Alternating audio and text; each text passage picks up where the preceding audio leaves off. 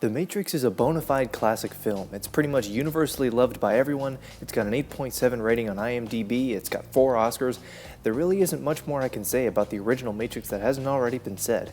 However, despite so much love dedicated to the first installment, The Matrix Reloaded and Matrix Revolutions are among some of the most hated and dismissed movies of all time. As widely revered as the first film is, the sequels are as much bitterly forgotten about.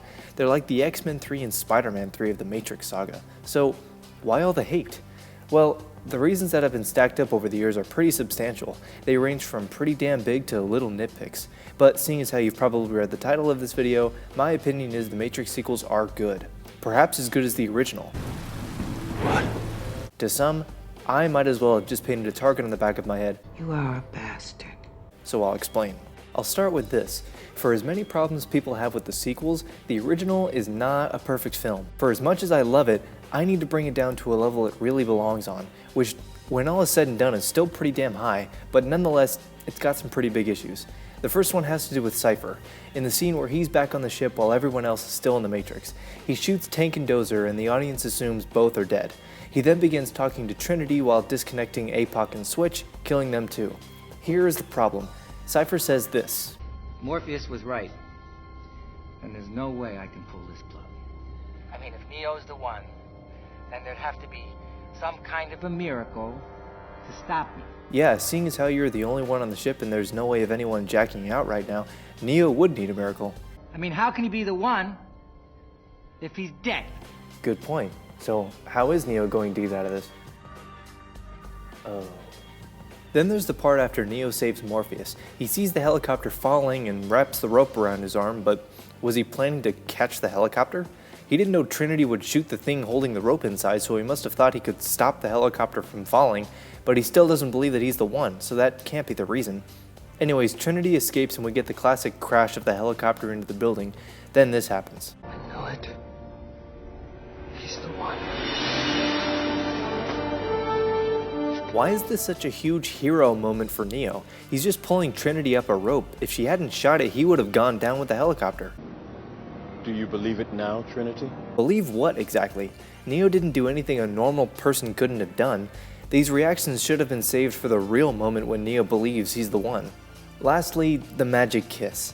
So, Neo gets shot to death and flatlines, everyone's in shock, then Trinity starts talking to Neo, telling him he can't be dead because the Oracle said she would fall in love with the one. An idea I'll discuss in a bit, but then she kisses him and he comes back to life.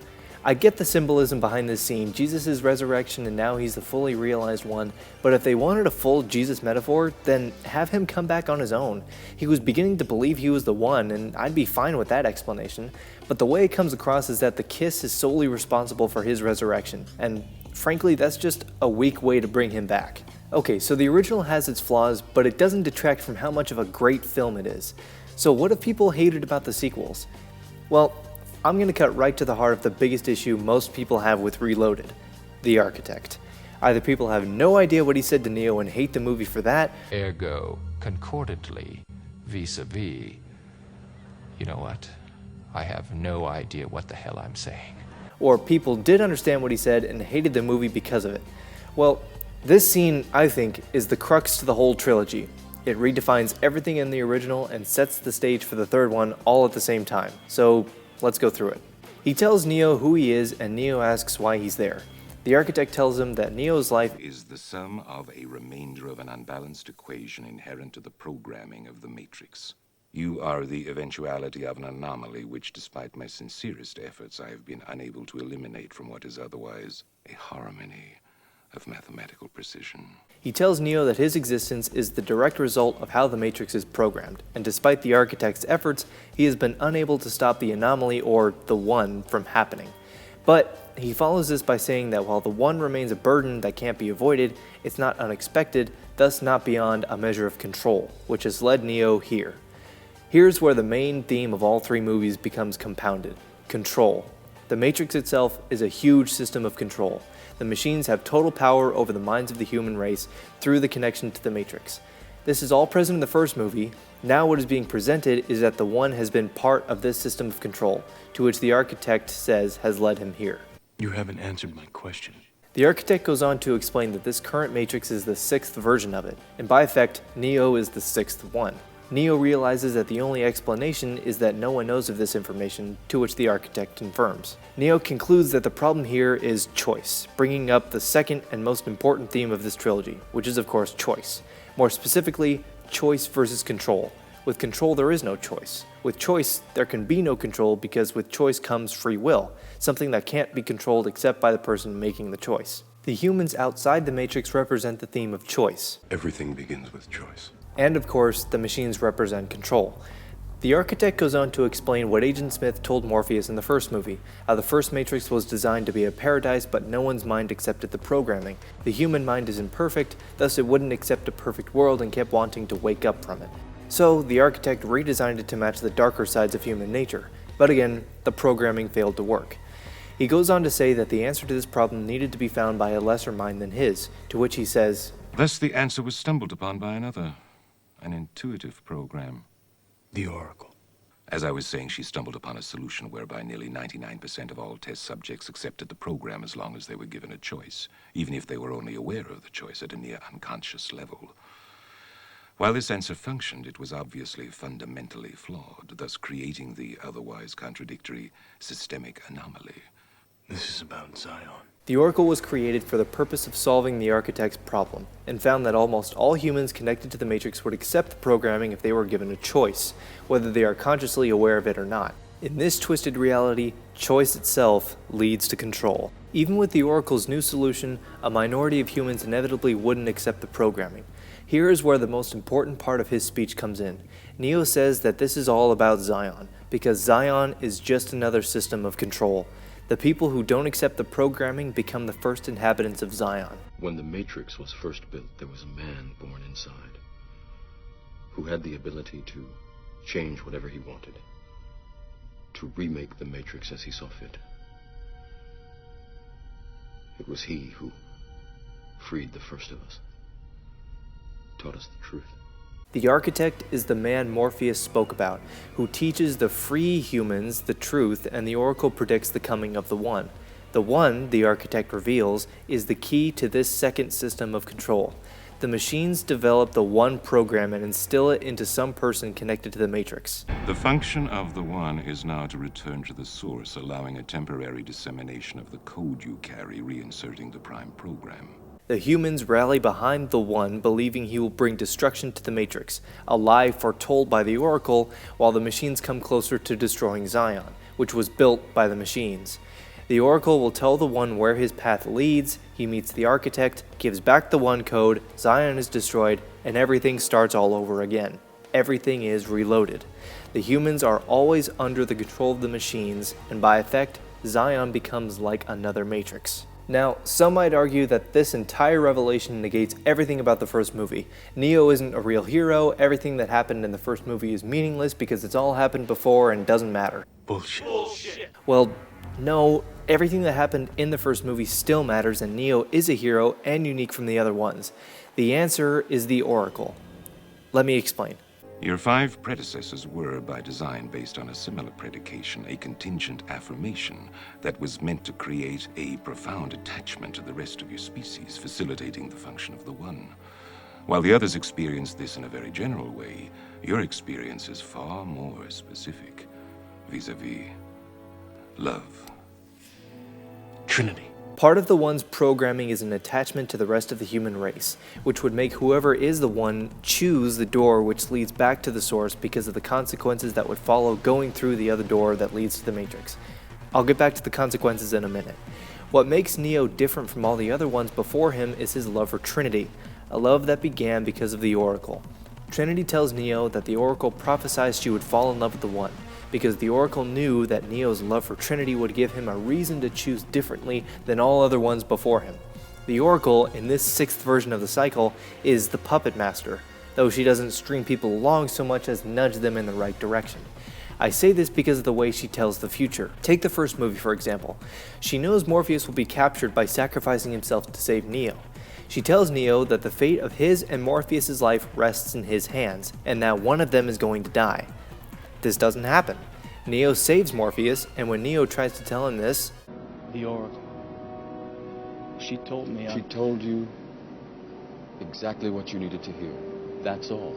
The Oracle doesn't predict the future so much as motivate people. More about how the Oracle comes into play in a bit. Here's where the doors come in. They are a physical manifestation of the themes of both choice and control. For the past 5 ones, the machines controlled the choice the one would make because of the attachment to humanity programming. So ultimately, the one would never truly make a choice.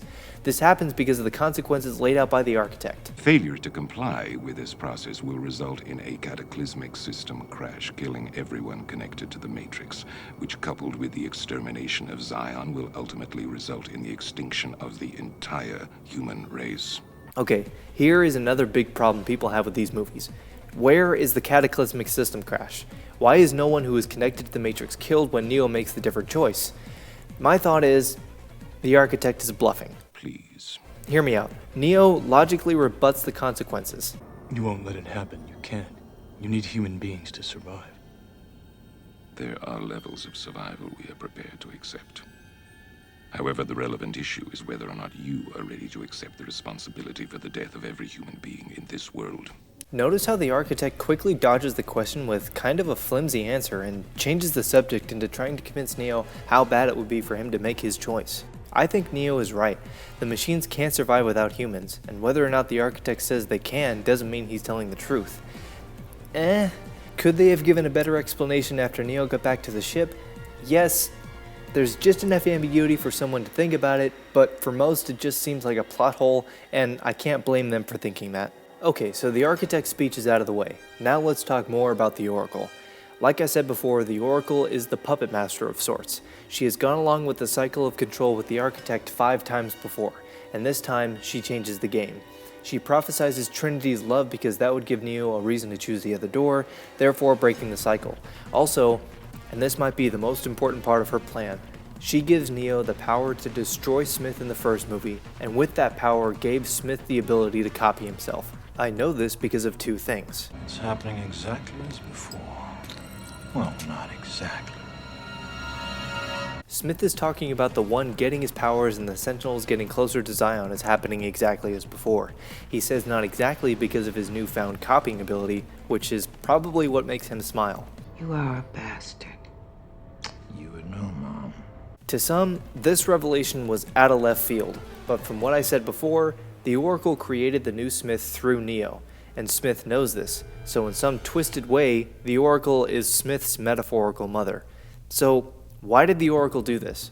Just because Neo makes a different choice doesn't mean the people of Zion will be saved. Why would she create such a powerful villain that has the capability of taking over the Matrix? The answer is the war between man and machine. The Oracle, just like all the humans, wants to see the war ended. I want the same thing you want, Neo. And I'm willing to go as far as you are to get it. The end of the war. It was prophesized the one would destroy the Matrix, but The prophecy tells us. It was a lie, Morpheus. The prophecy was a lie. now the Oracle has given Neo a way to end the war. She gives Smith the power to run rampant and threaten the system so Neo could make peace with the machines. She has created something so dangerous that is threatening both worlds, and Neo stands between them. How did the Oracle give this power to Neo? It's never explicit when she does, but my thought? The cookie. Take a cookie. I promise by the time you're done eating it, you'll feel right as rain. This also explains why the Oracle says Smith is him. What is he? He is you. You're opposite, you're negative.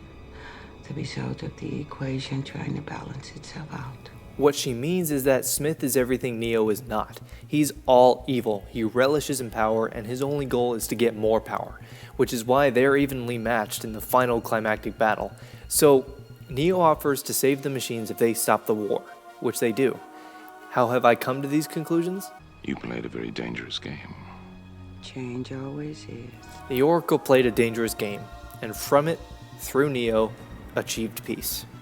Perhaps the next biggest complaint people have, especially with the third movie, is that so much screen time is dedicated to programs when they're not real people we as an audience should care about. This is a tough issue, but not one I haven't thought about. Starting with the Oracle, we begin to see programs acting more like humans. The first is the Oracle decides to side with the humans and help. The next one we see is Persephone, And while I can't be sure she hasn't done the same thing 5 times before, she still portrays emotions like jealousy, scorn for sure, envy, and possibly love. Her programming seems to be that she can feel the emotions of whoever kisses her, which serves as a metaphor for what I'm getting at in a second. Finally, there's Ramachandra and his daughter Sati. He has a whole discussion about emotions, love, and karma with Neo. And Neo reacts as we should, confused about the fact that programs are behaving more and more like humans and feeling human emotions. Here's what I'm getting at. The programs in the Matrix might be becoming more and more like humans, which is best personified through Sati, an innocent, happy child with loving parents. Through the AI of the machines, the programs might have evolved into something that rivals humans with souls. This is why I think there is so much screen time dedicated to programs, and why, instead of destroying the Matrix, Neo brings peace to both worlds. Okay, so I think I've got the biggest problems out of the way. So what are some of the nitty-gritty stuff people have issues with? Oh, this scene? Okay, guys, the scene isn't that long. Okay, it could be paced better, I guess, but, okay, they could shorten it a bit, but I don't see... Oh my god. Okay, yeah, this scene goes on forever. I'll give you that one. In fact, the pacing with Reloaded in general could have been better. Even though this is one of my personal favorite fight scenes of all time, it is a bit drawn out at times. And what's with the sound effects? I've heard people complain about the amount of CGI in this fight, but for 2003 it looks pretty damn good, and the editing between the CG and real shots is seamless. And for the time it could have looked a little better, but I've seen less convincing CGI in way worse ways than this. There is one problem I have with Reloaded and Revolutions, arguably the biggest one. Hi, Neo. I want to join the Nebuchadnezzar. No, it's fate. I didn't finish the training program. This kid is pretty much pointless to the plot of both movies. I've heard he gets a better explanation in the Animatrix, which, funny enough, I haven't seen, but here he's just annoying, pointless, and just doesn't need to be here. Yeah, I believe. Yeah, weakest point of both movies, this little shit. Another favorite nitpick people love to make about Revolutions is the fact that they use guns and their only means of defense is these mechs. Well, yeah, they have guns, they're even on the ships. Well, then people will rebuttal with the fact that they have electricity guns, why don't they use those? Well, because look how long they take, and they only take out one at a time, pretty slowly. And the bullets?